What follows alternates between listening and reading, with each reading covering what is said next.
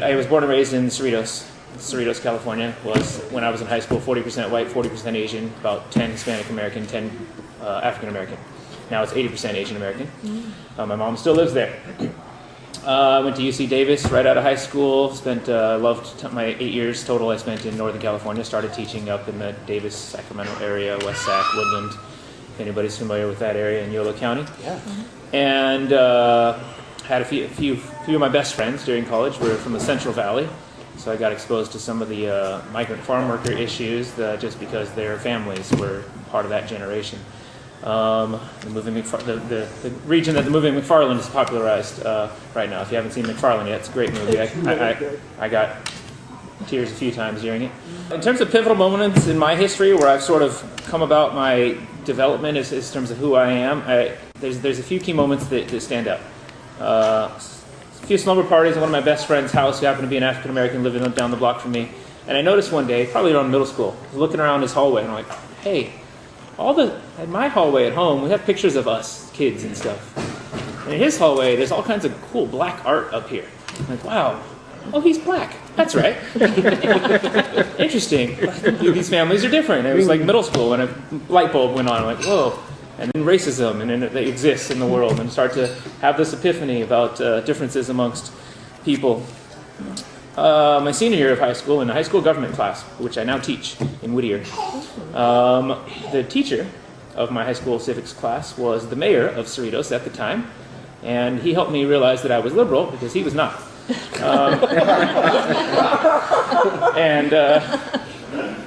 One of the things that stands out is he was asking the class about a current event at the time. I'm a class of 93.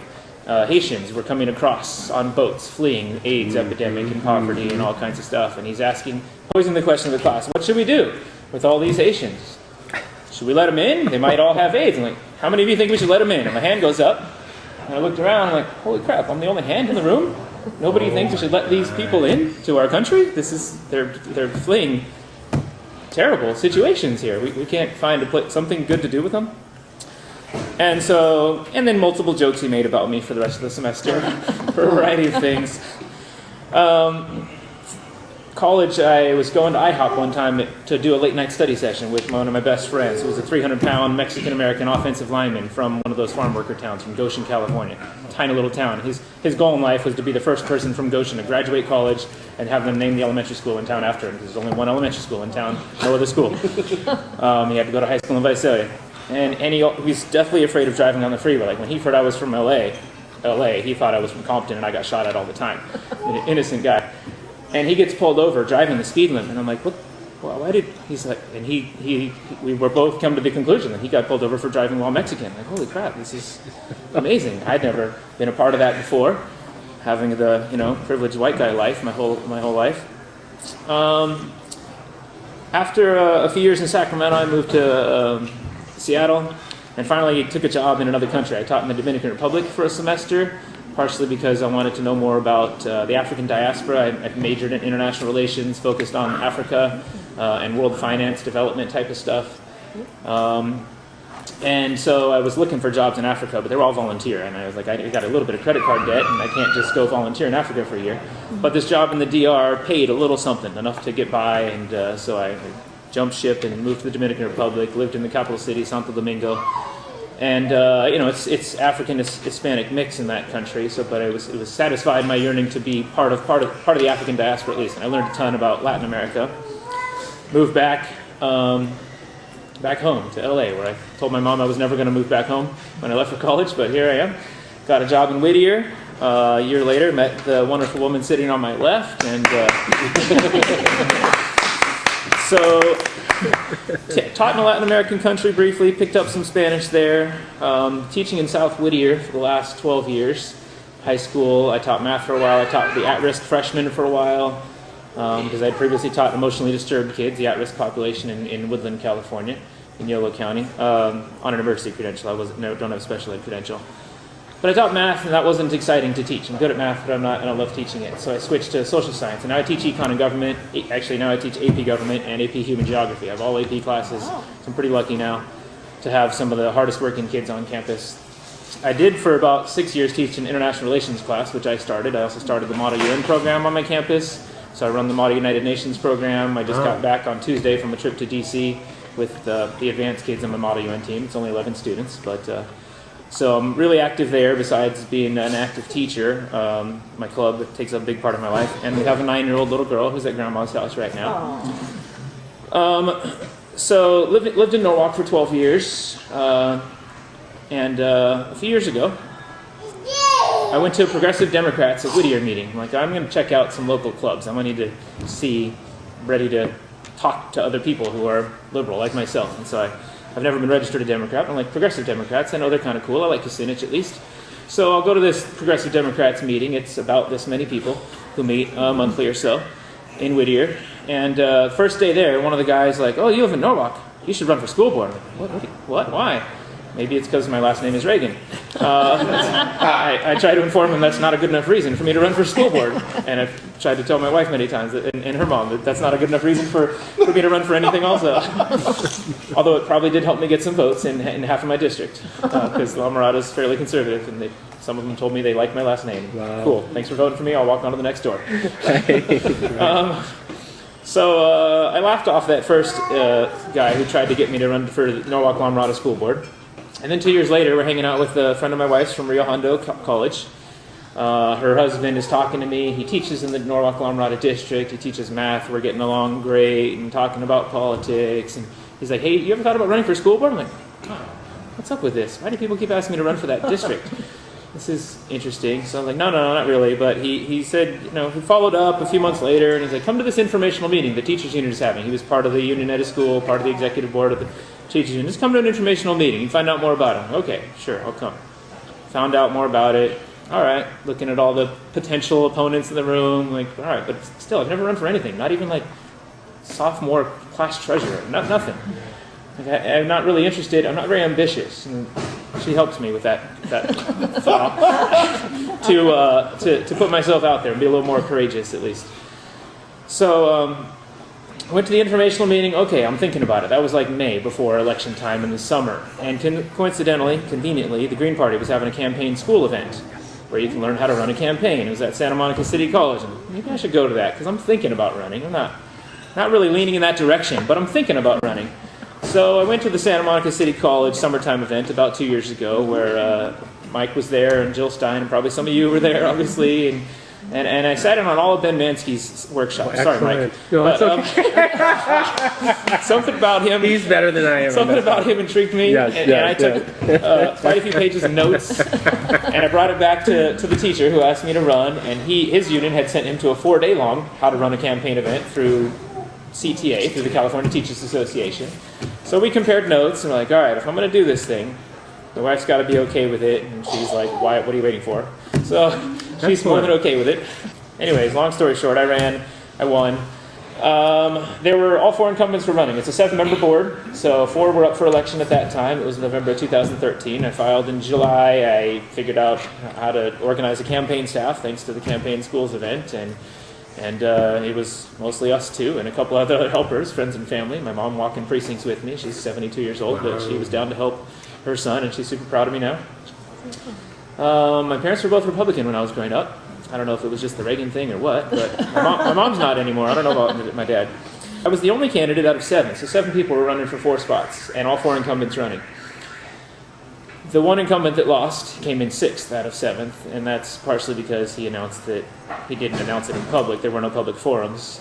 But he told people privately, and word got out, that he was just running to keep his health care, because the health insurance on the board was the same as what teachers got, and it's better than Medicare, I guess. Wow. So that was the faux pas, and he wasn't really interested in showing up to the district anymore. So I came in 3rd, actually, because the teachers endorsed me. They endorsed 3 candidates, and the 2 incumbents, two of the incumbents and myself, and so all 3 of the people the teachers endorsed won, because they were protesting board meetings during the campaign about their health care and health care compensation not being adequate. I was lucky to be endorsed by them, and I was also endorsed by the classified union. I was the only one of 7 candidates, of all 7, to be endorsed by both, and that's where being a part of the Green Party helped a lot. And showing up to the campaign school event helped a lot, because Ben brought up repeatedly how the unions, how the Green Parties, and I mentioned this in my interviews, to get the endorsement of both the classified and the certificated, the teachers union and the classified employees union. that the Green Party is the best support for the unions out there. We're going to fight for the highest wages and best compensation and health care packages of any party. I mean, Democrats are kind of going to help you, but we're all about social justice. And it worked. They endorsed, both of them endorsed me, and that helped a ton. Mostly that the teachers really knocked on doors and phone banked and really wanted. They didn't want a Green Party member. They could care less. It's a nonpartisan race. And I wasn't campaigning as a Green Party member. I was just campaigning as me. But they wanted a teacher in there. And you know, that probably helped Jose as well. He can speak for himself in a minute. But they wanted somebody on their board who could understand them. Another person. There's now 3 of us are teachers out of the 7. The other 2 are in LA Unified. He knows one of them. So 3 out of the 7 are teachers now. Another one's a police sergeant for LA Unified. So they have a lot of union representation on their board now. Governing as a Green. That's one of the things you wanted me to cover. So I've been on the board a little over a year and a half now. The first year was kind of learning. How does school board work? Because I'd only attended a few meetings before I was elected. How does this local politics thing work? I mean, I was an international relations major. I like national and international politics a lot more than I like local politics. And that's one of the reasons I shunned them away when they told me to run before. I'm like, I don't know much about local politics. I don't follow assembly bills. I don't know state and local issues. I'm not a radical who shows up to a ton of protests. I've shown up to a couple here and there, but I'm not a hardcore Green Party member. I'm a Green Party member because every time I take a quiz online, I agree with the Greens more than any other party. I mean, but the progressive Democrats aren't far. They just are part of, you know, that other system that you spoke so well about. That is not great. I would love to see more a multi-party representation in our country. In terms of governing on a school board level, because it's nonpartisan, I'm able to work with everybody. I was endorsed by a couple of Republicans in the La Mirada City Council who didn't even know me that well because I'm not very active in either community. I haven't been a long-standing vocal member of Norwalk or La Mirada, even though I represent both cities now. I'm from Cerritos, a neighboring city. My wife's from Whittier, and I teach in Whittier, so we hang out in those 2 neighboring cities. So the other board members have a well-established base of support in the district, which is all the more surprising that I got elected. But it was hard work, and it was thanks to the teachers and the other people on my team who helped put forth the message that I do care about public education. And that's why I was willing to run in the long run. I really care about quality public education for all kids, every race, every sexual orientation, every age. It doesn't matter if they're my kids or somebody else's kids. And my daughter doesn't even go to school in the district, which was the major criticism of me during the campaign. But I think she goes to school in the neighboring district where I grew up. But the people who met me saw that I'm sincere when I say that public education is important to me and I care deeply about it. I would love to, if I can convince the majority of our board to expand recycling in our schools and make sure that they're safer for the LGBT community, that are doing a pretty good job of speaking up for themselves. One of my Model UN officers started a GSA club on our campus a few years ago, which is the Gay Straight Alliance, for those of you who've never heard of that. And there's been a few more of those clubs springing up, and I tend to attract in the Model UN club the more liberal type. So they're sometimes involved in some other similar issues. I want to make sure that I invest in our sustainability. In our district, just a few months ago, we passed a $375 million bond. And so we're going to be spending a ton of money over the next 20 years. I don't know if I'm going to be on the school board for the next 20 years. But for now, we're spending a lot of money. And I'm trying my hardest to convince the rest of the board and the facilities director, the people in charge of purchasing, to at least consider some green options, some natural ventilation, some natural lighting in these buildings. And when I go to the school board members conference up in, it alternates between San Diego and San Francisco yearly. Have you been to one of those yet? There's so many different workshops you can go to, and I gravitate towards some of the greener ones to try to do some homework and bring back to my board and the staff, the full-time staff, because school board members are a part-time position. I get $400 a month stipend for that job. And so I say it's a part-time job, but it is kind of a full-time role. Whenever I show up as a school board member, I dress up a little bit more. 2 hours ago, I was wearing sandals and shorts. But as a school board member, I try to make sure that I'm professional, because I want to make sure that people don't view me as just a hippie who's a Green Party guy and isn't taking my job seriously. I'm a professional in this school board role, and I want to make sure that people treat me like a professional who's serious about his job. So I'm trying to convince them to invest that bond money wisely and for the sustainable future. One of the high schools has an electric car program and a green car program on campus as part of their STEM, science, technology, engineering, and math program. So there's already a little bit of those seeds planted there. There was a Peace and Justice Club recently at Norwalk High School. I don't know if it's alive well, but I did help start a Model United Nations Club at Mirada High School recently, which just goes along with the increasing global diversity and understanding, which is something that's seriously lacking in at least one of our major parties. I used to teach international relations. Now they ask me to stop and teach AP Human Geography instead because a lot of schools want to increase the number of AP classes they have. It looks better. So I teach Human Geography now instead of international relations. But there's a lot of overlap. There's a lot of global cultural understanding and ethnic studies and migration patterns and development issues that go along with there. So I love teaching that class. If I had to give up one of my AP classes, I'd probably give up AP Government because partisan politics bugs the heck out of me and I have to teach about it a little bit more than is enjoyable. But the human geography component and the multiple cultures of the world and understanding how the globe is, and it covers the uneven playing field of globalization really well in that class. I was really amazed. It's a fantastic course and I'm lucky to be able to teach it. So I work with even the guy on my school board who's overly conservative. Last year the school board president wanted to show a brief clip of Hillary Clinton when it was National Women's Month. And the guy next to her started hinting that the school board member right next to her while it's playing is like, Benghazi. Oh no. Seriously? You're watching a little too much Fox News and have a little respect. It's Women's History Month. It's a 3-minute clip about a prominent woman in our country. So we encourage him to tone it down a little bit, but we still work with him. He still brings a good perspective to the board. He's knowledgeable about the private sector and engineering, and so we need those voices on there as well to help us make smart decisions. So we still value some of the things he has to say. I really have enjoyed my almost year and a half now on the school board. It's a great learning experience. As an academic exercise, it's quite an honor to represent a district of people who don't know me that well, but they wanted just somebody who they think, at least, and I've got a lot of pats on the back so far, is there to try to make smart decisions and ask good questions and ask tough questions sometimes of the other board members, of the staff, of why we do things the way that we do. So I've enjoyed it a lot more than I think I would ever enjoy any partisan office. Because it gets ugly up there. And running the campaign, I did not enjoy the campaign process that much, but we'll see if I decide to run for a second one. Maybe I'll enjoy it a little bit more. But for the first one of my life, I was just happy to get through it successfully. And so that's good enough for me, and I'll wait for if you guys have any other questions. So Jose. Thank you. What you got? Great job. Excellent.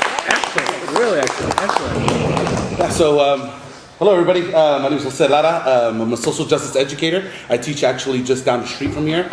Really active actually in this community, post-industrial, urban setting. You drive around here, you'll see exactly what I'm talking about. I call it the oppressed communities of Los Angeles. I'm really involved in the teachers union, got really involved. I actually grew up in Orange County, believe it or not. A small pocket of poverty all over Orange County. I grew up in one of those, single parent home. Didn't do too well in school. Got bounced around from school to school. Got arrested a couple times with juvenile hall. Came back out, changed my life around. Ended up going to Cypress College, graduating, transferring over to UCLA, where I double majored in history, Chicano studies. And I decided I wanted to help out kids like me, like myself, who all my friends in high school are still doing today. I don't really talk to them anymore, but today are still doing the same things we were doing, back then, which wasn't very good. And they're still doing the same things on the same corners, and I'm lucky that I kind of got out of that life and really turned my life around. Went to UCLA and found Chicano Studies, which was my safe haven for me, and really changed me around. Let me know that I was actually important, made me feel a part of history, made me feel that we were actually change agents in history and not just something that history acts upon, and it really got me engaged. So I decided I want to be part of this change. I want to fight back. I want to be part of La Causa y el Movimiento. So around that time, there's this guy who I really admired. I'd read about him in the newspaper. Every now and then I'd get updates about him. His name was Nativo Lopez. Did a lot of great stuff down in Orange County. And he switched from being a Democrat to Green Party. And I said, why would you switch from being a Democrat to Green Party? I really didn't know. I mean, I knew a little bit about partisan politics, so on and so forth. To me, I didn't really want to even get involved in electoral politics at all. I'm like, electoral politics, why even get involved in that? I was involved politically, but it was more on marches, and rallies and doing that kind of stuff. Doing community service work, which is everything's political, right? He switched to Green Party. And I said, wait a minute. And I read a speech about him and him urging other Latinos and other people to actually switch over to the Green Party. And I'm really big on racial justice, and I think that's something that we still need a lot of work to do on here in the United States, is working on racial justice issues. So when he switched, I said, you know what, I'm going to switch too. I mean, I'm not married to the Democrats or Republicans, and quite frankly, my critique is the same critique that Rodolfo Jorge Gonzalez had, Reyes Lopez Tejerina had, a lot of Latino Chicano civil rights leaders had, is that it's a monster with two heads.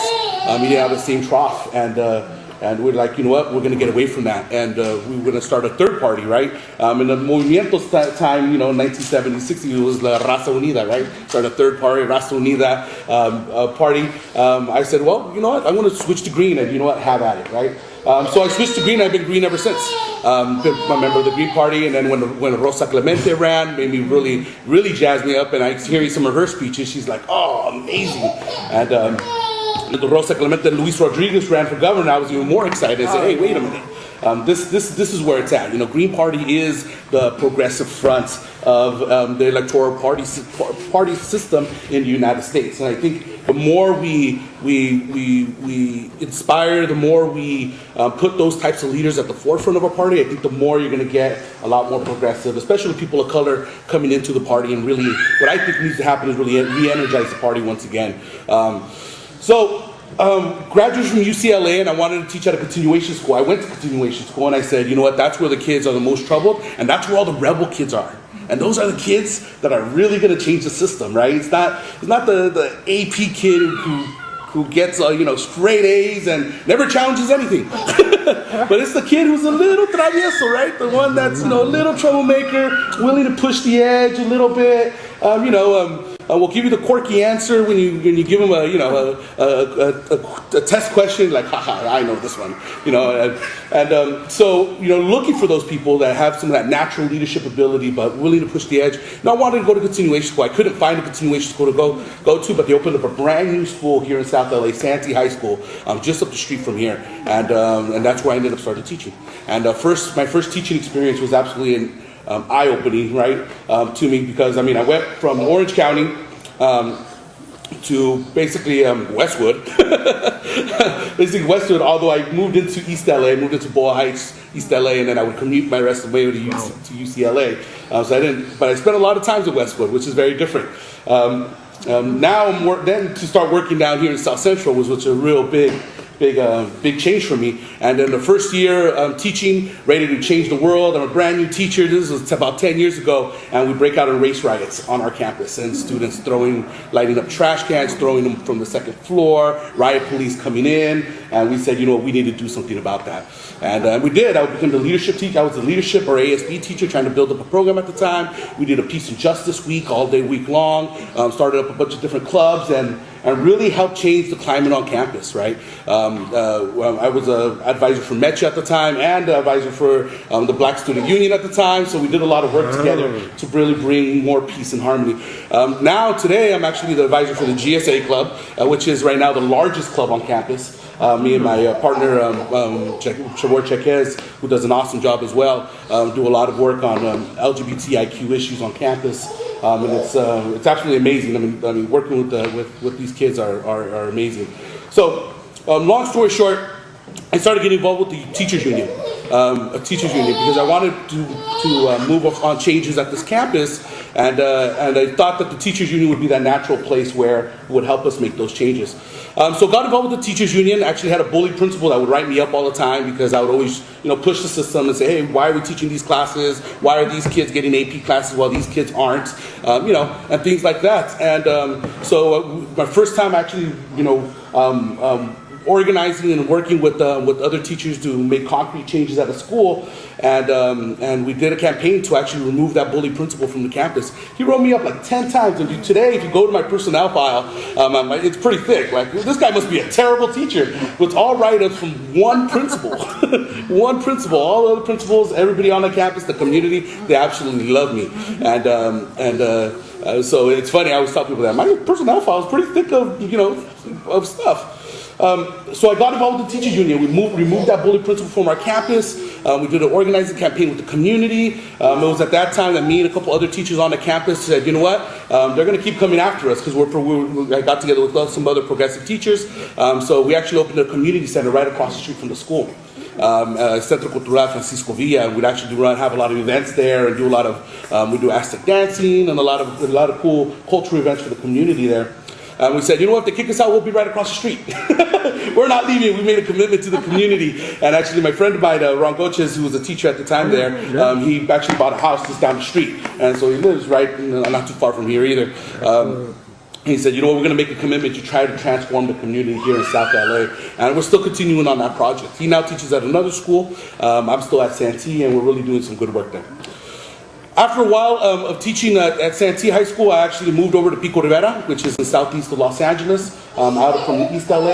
And it was there that I lived there for about a year and a half, almost 2 years. And I really started doing a lot of work in the teachers union, really trying to work on, I won't say educational reform, because that kind of word gets thrown around a lot, but really look at some fundamental concrete changes that we need to make to our public education system. And I'm not talking about charter schools, and that's not what I'm talking about. Especially on the funding front, which we really need to work on statewide. Working with the teachers union, I actually got elected to be on the board of directors for the teachers union. Got elected to be part of CTA State Council. So on the national level, I still got elected to be on the rep assembly for the national level. So really started moving up in the teachers union, fighting for the rights of teachers and racial and economic and social justice within the teachers ranks. I think I won a lot of respect by my fellow colleagues.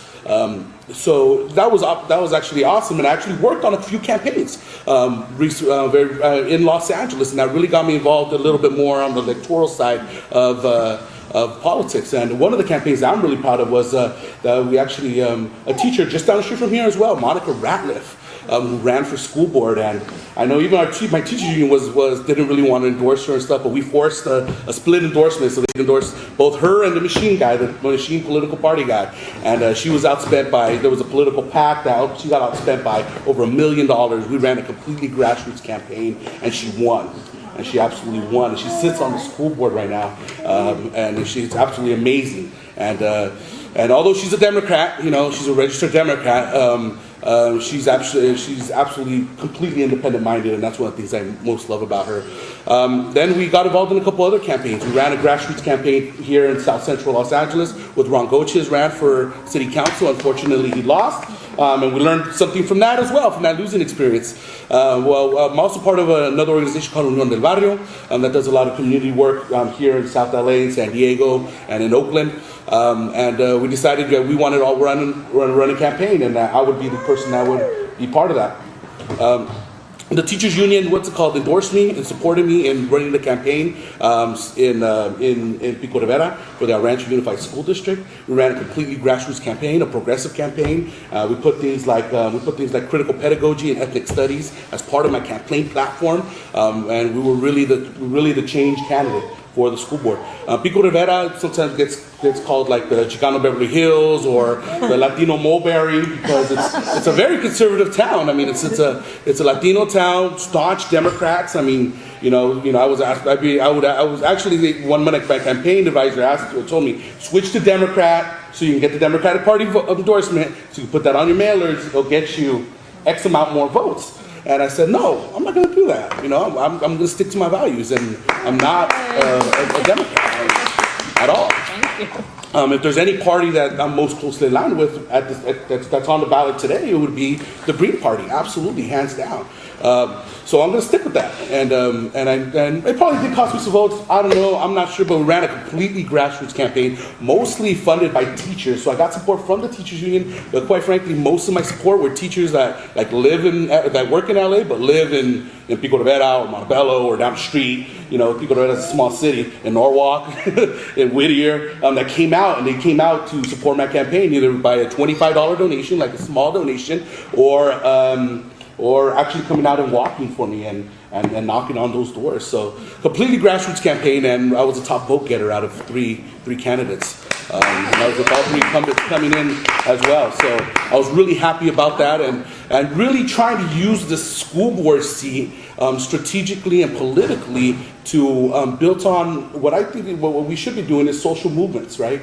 And so one of the first things I did when I got onto school board is I passed a resolution making ethnic studies a high school graduation requirement.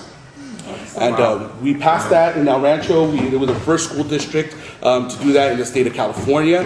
Quickly, right after that, we formed a coalition here in Los Angeles, the Ethnic Studies Now Coalition, and we began a campaign to make that happen here in Los Angeles. So it was a 4-month campaign, and we actually passed the resolution in the Los Angeles Unified School District to make ethnic studies a graduation requirement. Since that time, Montebello Unified has followed in our footsteps, San Francisco Unified has followed in our footsteps, and Woodland Unified just last week unanimously did the exact same thing. So thinking about school board elections, thinking about how we get on, why we get elected to things is really, for me, is to use those strategic positions to actually spur hope in being able to pass policies like ethnic studies in schools. I mean, to me, it's a no-brainer. To a lot of us, it might be like no-brainer. Of course, why wouldn't we do things like that? And really inspire other school districts to dream of that may actually be possible. So that was absolutely exciting me, and we're actually still working with the Ethnic Studies Now Coalition it's a Democrat, Luis Alejo.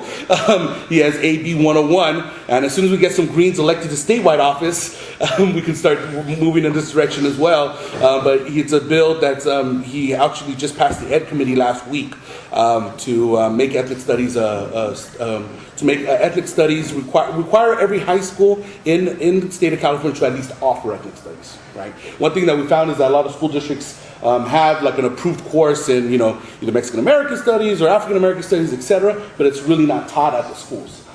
That's part of the issues that we have with schools with the defunding of art programs, of electives, and this hard push to STEM careers. That sometimes stunts creativity, and this hard push for testing in our schools, that when we continue to focus on the test, a lot of other things get lost, like teaching about racial and ethnic justice, environmental justice. Those types of things get lost. Art classes, etc., get lost. Music classes, when we focus solely on tests. I think right now the Green Party is at a historic juncture, because you do have, especially when it comes to education policy, because you have the Democrats on education issues that are split. The Democrats really have the Republican platform for education right now. They do. And this movement for the Democrats, this Democrat, especially here in California, have been fighting amongst each other internally inside the party on educational policy. The unions have been trying to sway the Democratic Party back to supporting public education, but there's this huge corporate lobby right now that's supporting charter schools and more testing that has big influence on the Democratic Party, big donorship lists. People like Eli Broad, the Gates Foundation, etc., that have the Walton Foundation, are all supporting the privatization of education and moving public money into private hands. This gives the Green Party actually, and one thing that I wanted to come and talk to you about is the strategic vision for moving more members to allow themselves to work with teachers union in particular, but also to start running for school boards, to get elected to school boards, to start helping and being on that front, defending public education. I think that's one of the ways we can really move and really build a party across the state of California on the issue of public education, because quite frankly, the Democrats got it wrong right now on public education. They're not bringing more funding to public education. They're continuing this. Even the Democrats that tend to be more progressive, you know, somebody like Tom Torlakson, still pushing testing, still pushing Common Core, still pushing standardization. There's nothing standard about me, my children, or anybody else. And I think our children are unique, and I think our local school boards should be actually challenging some of these so quote unquote reforms that are coming out of the Democratic Party that are really Republican points. So anyways, I mean, I could go on and on forever, but I think what's really important is that there is hope, and we have shown that through our elections that you don't have to be a Democrat to win a political office, that if you have the right ideals, that you speak to the people and run a strong grassroots campaign, it could actually happen. Thank you. So, Jose, you had talked a little bit about funding issues. Prop 30 is going to sunset in 2018. Prop 30 was the tax increase that Jerry Brown got passed before to start to backfill some of the money that we had lost. But it's only there until 2018, and there's a lot of discussion about reforming Prop 13. Hey, all right, Cindy, welcome. There's a lot of discussion about reforming Prop 13 or other ways of changing finance, and we want to be weighing in as a party on that. Do you have any sense about how we should be better funding education, what kind of changes in the tax system on the state level we should be enacting? Well, absolutely we need to reform Prop 13, but I just want to go back to Prop 30 just to begin with. I mean, Prop 30, the way it was originally written, I mean, myself and a lot of other teachers that's within the teachers union we had a little civil war inside the teachers union, because we didn't originally, and I was one of the people, spearheading that. We didn't want Prop 30. We didn't want the governor's bill. We actually wanted the millionaire's tax, and we were actually fighting for the millionaire's tax. There was a compromise where they kind of merged both of them together, but and I was still not satisfied. but I think it was a little bit better once they merged both of them, and actually both teachers unions were split. The CTA was supporting the governor's proposal. CFT, the California Federation of Teachers, actually was one of the anchor organizations pushing for the millionaire's tax. And so really, I mean, what it boils down to is, I mean, if you tax millionaires, just 1% more, we'd have all the funding we needed for public education.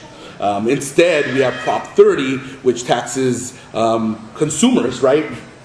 People like us, everybody, except the rich, through sales tax. Taxes all of us, and put some of that money to the legislator, who then we have to be begging for crumbs to fight to bring that money to the schools. The millionaire's tax, however, was written, had a special fund for the schools.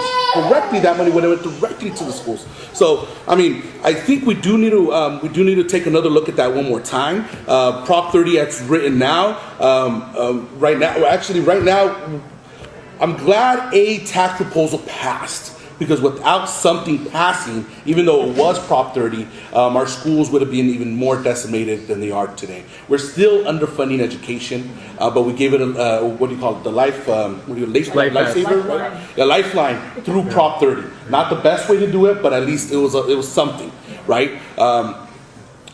What we really need to do is really find a tax base through a millionaire's type tax. And also looking at Prop 13, right? We have to take a strong look at Prop 13 and see how we're going to be able to reform Prop 13, so those who own large parcels of land start paying their fair share. Because until that happens, and look at a way that the elderly homeowner isn't going to get the shaft either, right? We need some justice in our tax system, and looking at both those things. Please. I absolutely agree with Jose that it would be better to not extend the sales tax, because I'm not a fan of regressive taxes. I mean, in my econ class I teach about how regressive taxes hurt the poor. Any sales tax that's going to proportionally hurt the poor more than the rich is a bad idea, and it's not fair. Having said that, I mean, I would much rather have a better progressive income tax. But I mean, I went to an education roundtable recently with Assemblywoman Cristina Garcia, who's my local assemblywoman, and met Ian Calderon, another local assembly member, local from South LA, where I'm from the Whittier area. So I'm making some contacts in the assembly, and Tony Mendoza just got elected to state senate. He's a huge fan of public education and schools. They're already starting to talk about an extension on Prop 30. Yes. which is better than nothing. It's kind of like Jose said. I mean, if we can't get a better progressive income tax, which would be the fairest thing, then at least an extension to continue to fund public education. And Jerry Brown's also already considering another bond statewide, which again, it's it's going to hurt people on a fixed income up at the top, which is also not the best. But we need the education. That one's going to be more for infrastructure because so many schools are old, and mostly Governor Brown's saying he'd rather districts adopt their own bonds to update their infrastructure, which is what my district was lucky enough to do. But in the neighboring district, ABC, Cerritos, where my daughter goes to school, they're very conservative economically, and the school bond's not going to pass there, no matter how bad. And their facilities are super old; they're in need of repair. So, I mean, some communities are going to fork out the money in property tax, and they're willing to do it to help those aging schools. But there needs to be a better solution that's going to be equitable across the state for all communities and for all the students to get quality facilities in there. So, in terms of Prop 30, as a last resort, yeah, because they might not be able to pass. I mean, that's where I'm up to working with Democrats as a Green Party member on issues like that, where sure we want to try to pull them to our way, but at least if we can get something passed that's the opposite of what the other party wants, the real bad guys, then it's better than nothing. So my question is, what in the grassroots level, I know you guys say grassroots, what helped you in the grassroots at the trenches level, what helped both of you guys win the election? And the second part of the question is that if you guys run again, which I'm sure you guys are going to run again, what kind of a Green Party help would you guys expect or would you like to see? What grassroots help, I mean, it was mostly friends and family, but I was benefiting greatly by the fact that the teachers union was really pissed off at the time. I mean, they were protesting loudly, 50 of them outside of board meetings during the campaign season, but I was one they were asking to run to understand their point of view, and they made it clear when I was elected that they know I'm not just going to vote for their stuff all the time. I'm my own person, but they just want somebody who's going to answer their phone calls. So they were pounding on doors with me. They paid for the mailers. I didn't pay for any mailers because felt like a waste of money if they were going to mail out my name for me. And the CTA gave them money to put out mailers with the 3 endorsed candidates, and they wanted mine first because I wasn't the incumbent, so my name was first on all their flyers that got sent home to all the homes. So the name recognition helps a ton. So if you don't have enough people knocking on doors and making phone calls and flyers with your face on it, so they're going to remember something about who you are and what you stand for, somebody's got to help put your name out there. And in my case, it was mostly the teachers union who was hungry for another educator who was going to understand their point of view. It was also the Green Campaign School and giving me and my wife backing me and giving me the confidence and to get a few friends and family out there knocking on doors with the teachers. But I didn't run because I was trying to become a school board member or because I was trying to be one of those Greens elected to office. I was run because I almost got my arm twisted into it and said, okay, if you want me to run, I guess then I must be the right guy for the job and I'll do my best. So I'm in a different situation, and like the goals here are to try to get more Green people, Greens elected into office. I'm not nearly as active as Jose, obviously. I aspire to be one day, but. Yeah, I mean, it takes a variety of support, and in my case, I was lucky the teachers were willing to spend a lot of money on flyers so that I didn't have to raise $10,000 to send out flyer mailers out to homes, because the mailers are what's really expensive. So unless you have the time to knock on every door yourself, the postage is more expensive than the mailer itself. And that was quite an eye-opening experience, and when I found out how much it was going to cost, I'm like, wow, I hate fundraising. I'm not good at that. So thank you for sending out 4 or 5 flyers with my name on it. I'll benefit greatly and do my best to represent you. So, sorry. You had the second part of your question. The second part is, if you run again, what kind of help would you expect to get from the Green Party, or what would you like to see from the Green Party? In a small local nonpartisan office, I mean, if there's Greens that are willing to support a fellow Green and get elected to a nonpartisan office, then awesome. Either donate, come on out and knock on doors. I mean, that's easy. If you got time to knock on doors and make phone calls, awesome. And we can give precinct lists. If you want to write a check to support, awesome. I mean, it goes somewhere good. I mean, I ran a really cheap campaign. They told me I should raise about $10,000, and I raised about $2,500 or $3,000, and most of that was from my mom. I gave her some of it back after, with whatever money was left in the account got sent back to her. Well, help me win the campaign, and how can Greens support or what kind of support we can get from Greens for the next time. So I think what helped win the campaign was the support from the teachers union. I think that was huge. Without the support from the teachers union, I probably would have not ran. I would seriously said, you know what, if the teachers aren't supporting me, then I'm not going to run. I'm going to teach myself. And I've been involved in electoral politics for school boards in the past. And I value the teachers' opinion very highly. So I told myself, if I don't get the teachers' endorsement, then I wouldn't run. So I got the teachers' endorsement. So that will help me out tremendously. I think the fact that I was really involved politically, and when I mean political, not just electorally. I mean, fighting for for immigrants' rights here in Los Angeles. I started the Association of Educators here in Los Angeles. I did a lot of work for Dreamer students and then supporting undocumented students. So I did a lot of. So I think building a base of support of folks that already had a bench of folks that I can go to and say, hey, what do you guys think if I ran for office? And as a matter of fact, it was actually the opposite. They're like, Lara, you gotta run. We need you to run. We need you. Come on, we need a victory. We need a victory for the people. And I'm like, okay, well, I'll run for the people then. and I think building that base of support was really extremely important. And then getting the endorsement for the union, which already has its own mechanisms, its own machine that can help you out.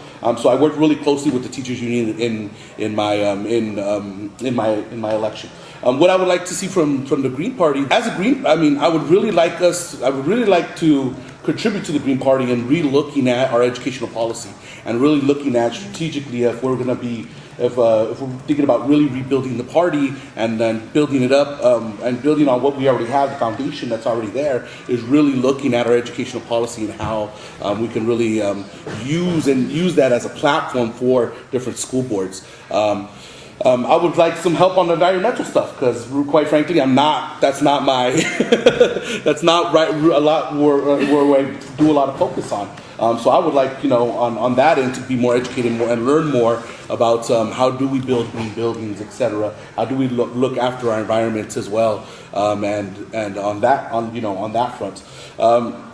So I would like to, I don't think it should be just okay. What can Greens do for me, right? But it's got to be like, what can we do together? Using the political office that's been won, in the Rancho Unified School District to really put forth a progressive, people first, a platform that values human beings.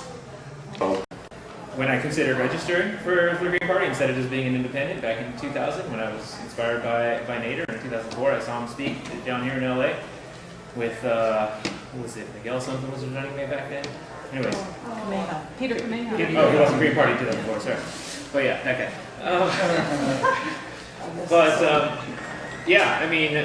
I agree with 90-something% of it. I can't point out the one or two where I don't, but and I find it really interesting, and when I teach government and politics, I find it interesting that Greens and Libertarians agree on a few issues, and I think those, not the Tea Party types, the other types, the true Libertarians, like foreign defense and recreational drugs, for example. 100 military bases, 100 countries having military bases is an atrocious waste of money. So yeah, I agree with almost everything on the Green Party ballot firmly. And I think it spoke about why I became part of the Green Party. For me, immigration is a huge issue for me. Coming from a family of immigrants myself, recent immigrants, seeing that I work with a tremendous amount of the immigrant community here in Los Angeles, and I teach a large amount of undocumented students here in Los Angeles. I'm on a school board where there's a lot of undocumented students as well. That's a big issue for me, and the Democrats have not come to base on those issues. They have not. They've actually sold us down the river time and time again. And instead, and when the Democrats finally had full control of the House, full control of the Senate, and the presidency, they passed a healthcare bill that favors corporations over people, and that to me is absolutely atrocious. When they could have passed an immigration reform bill that would have given legalization and hope to millions of people, and increased economic standards of millions of people here in the United States, but they lost that opportunity. And seeing people like Luis Rodriguez running, seeing people like Rosa Clemente run, and hearing them speak. And hearing them speak and saying, if that's what the Green Party is, that's what I want to be a part of, because that was exciting. that was absolutely exciting when I hear them speak, when I still hear them speak today, and when I see the work that they're doing for social justice. Being Rosa Clemente recently was arrested for Black Lives Matter right here in Los Angeles. She was recently arrested with Melina Abdullah, professor from Cal State LA, and seeing them, they were in it for they're people who are in it doing grassroots work, putting themselves, even their bodies, at risk for social justice. To me, is absolutely amazing, and it's something I want to emulate. And something that I want to do, because I think sometimes we need to do that. Some of those things need to be done to really challenge the current system that we have. So, I mean, for me, that's what it really was. And then I started, okay, now let's find out what this was really about. She was my social media chair. And you guys, for folks who came late, can you introduce your wife? My wife, Cheyanne Reagan, screenwriter and great wife, and great mom. And I'm terrible at bragging about myself and doing anything like that, but she's great at it. Taking pictures, post pictures. This is what you all, you're all amazing people. I mean, Jose listing off his list of activism. I mean, this is what needs to be put out. So if you guys have connections to newspaper, articles, I mean, it builds. You have to build momentum, and that's what I felt, we did successfully. People from Whittier, nearby cities, they're like, oh, you know what? I have cousins that live in La Mirada. Let me call them and make sure that to show them. Then they had links to send them. People want confirmation. People want validation. If they see those articles, if they see, pictures, being at events, really being active within the community, then a person that's unsure, maybe they're borderline Democrat like I am, then they'll be like, you know what? He's showing me the credibility to lead, and I'm going to give him an opportunity. So social media really helps with momentum and spreading out to networks that are borderline of voting. And, obviously voting is not a number one priority anymore, especially, it's the older generations that actually make a difference. So I think to get the younger votes, to get the minority votes, I mean, people need to be present. People need to speak Spanish and other languages and be out there. So if you're capable of that, like I know you do websites, I mean, we had to focus on websites, getting out there, because a lot of the older conservative Republicans in La Mirada wanted to see a website. They wanted to see, what is his education? What is his mission statement? These are things we created as if it's branding. It's really about branding and marketing. So I think those are the avenues that it can be really easy, because climate change is huge. I mean, that's what I think of the Green Party. It's like leadership to save our lives. So that's what I want to see presence. I don't want to see Greenpeace. I want to see the Green Party, organization towards leadership in Washington making a difference. So that's what I would, that's what we were putting out there. And we stayed away from Green Party when we were doing the election because it wasn't necessary. He's well educated. He's done his job in service. But I think building momentum is number one, and having a presence in social media. So I was probably the only candidate that was actually running an active social media campaign, and I think that gave an edge in my campaign versus others. And so what we did, what I mean is Nation Builder. That's what I mean. I mean Nation Builder. I mean Nation Builder for my list, Nation Builder for my phone banking, Nation Builder I use Nation Builder. So what happened was that one of my best friends, he's an adult ed teacher, so he teaches English to parents right here in this community. At nights, and in the mornings he's in San Fernando, Pacoima, and he goes to the far end of the city. Awesome guy. He was my campaign manager, and he's just awesome. He's just freaking awesome. And he's a techie guy. He's like one of these smart, brilliant guys that self-taught everything. And he actually became Nation Builder certified right before the campaign. So, and they have the corporate office right here in downtown LA. It's the latest technology that it's integrated with social media. So, through him, I didn't hire a professional, campaign manager, but me and him worked on several campaigns, especially that Ratliff campaign, where we were successful in beating back $1 million. Ratliff raised all of $30,000. That was huge for us. And he used Nation Builder for that campaign, so we used it in my campaign as well for scientific data. He was able to get the Twitter accounts for everybody that lived in the city. and the Facebook accounts, like Yeah. he was able to get them. I'm like, Yeah. how the heck did you do that? And he's like, well, you know, a magician doesn't tell his secrets. If he did, he would cease to be a magician. And so you know, and so for us, it was Nation Builder, using that cutting edge technology. And I do a lot of stuff on social media already to my activism and stuff like that. And I'll give you an example for our ethnic studies campaign. We're still using Nation Builder for our ethnic studies campaign because it's a statewide campaign that we're pushing now. You know, getting school districts, local school districts, to pass resolutions on ethnic studies to force the statewide to move a statewide bill. So we're kind of using that strategy, and it's all building our own database through Nation Builder. So typically people go to like change.org or, you know, Democracy in Action or DFA, whatever, and they use those petition sites. But Sean's like, why are we giving them our database? Like, are you kidding me? So we use Nation Builder, and we have our own database. So we have So we have, you know, we have 5,000 contacts across the state that believe the ethnic studies is an important issue. So every single time we send them a weekly email, you know, we get, you know, hits on petitions, email blasts sent out, etc., all through Nation Builder. So it's absolutely amazing. In the year 2001, when I was teaching at Trade Tech, which is right here in Grand Washington, one of my colleagues went into this huge rant, and she was almost yelling at me because she held Ralph Nader and the Green Party responsible for the election of George W. Bush in the year 2000, and said that in some ways we were worse than the Republicans because at least the Republicans were honest about what they were doing, and we were traitors to the cause of progressive politics. And so she and many other union members at my college basically hated the Green Party.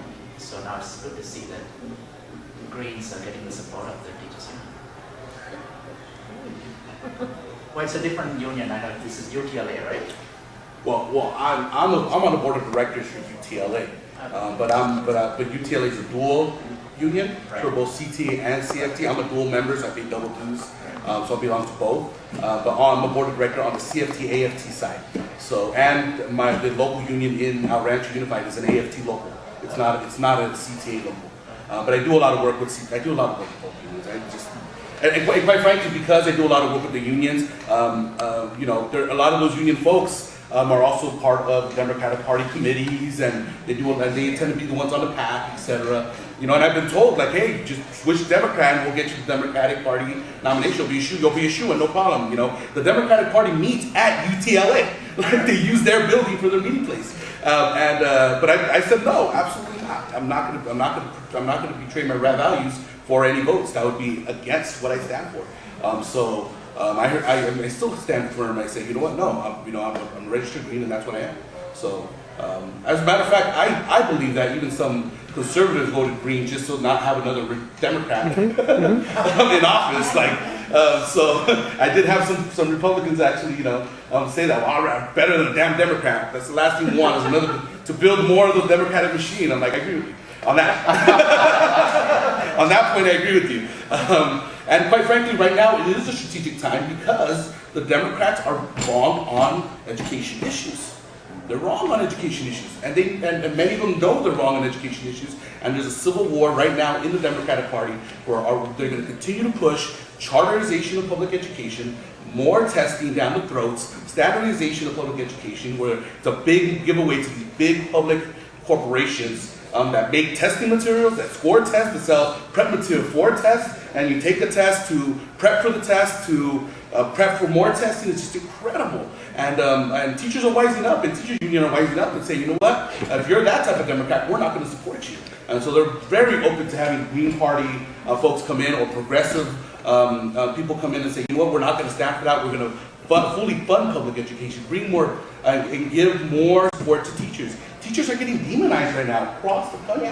Bad teachers, and you see all these movies and films coming out about, like Waiting for Superman, and all about teachers and how terrible teachers are. And quite frankly, we want to be able to teach our craft without having to worry about testing and being judged and publishing our salaries in the LA Times and witch hunt because they think we're all some boogeymen. Like, no, absolutely not. If you respect the educators, you respect the professionals, if you give them freedom and you give them support, real support, and that's not banging down, testing down their throats, you'll see great things happen with kids. And you give funding back to the arts. You do things like ethnic studies that speaks to kids' lives in struggle and values them. Give wraparound services where every school should have a school librarian. Every school should have a nurse. Every school should have a social worker that works with the at-risk youth. I mean, these are just nuts and bolts. Every school should have a restorative justice program that doesn't punish and push kids to the school to prison pipeline. Those are some basics. And every school should have field trips. No, absolutely. Field trips because of all the testing. Absolutely. So I mean, here's our chance for all of us in here. It's our chance to say, hey, you know what? Let's have a strong education platform. Let's start talking to people about moving a public education agenda throughout the state. And let's start aligning ourselves with some of the teachers' unions that are going to help us help each other get there.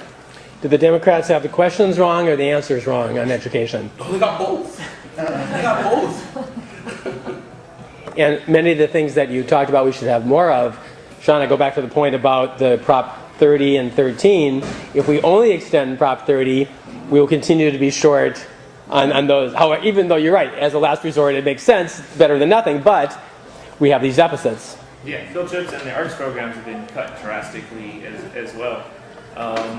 It's interesting that happened to you with the Democrats. They also asked me to switch so that they could endorse me. Like, oh, we'd love to endorse you, but our bylaws won't allow it. Sorry, unless you're a registered member of the party. Well, sorry, it's a nonpartisan race. I'm not switching for that. Yeah. Can I ask, did it come up in the endorsement process of the teachers? You know, it didn't. It didn't. I think the most important thing for teachers was, I think, like Mr. Reagan said. I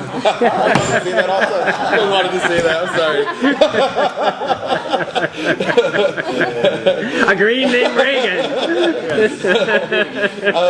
As he said, it's the most important thing for them was that I was a teacher and I understood their issues, right? So I think that was really important for the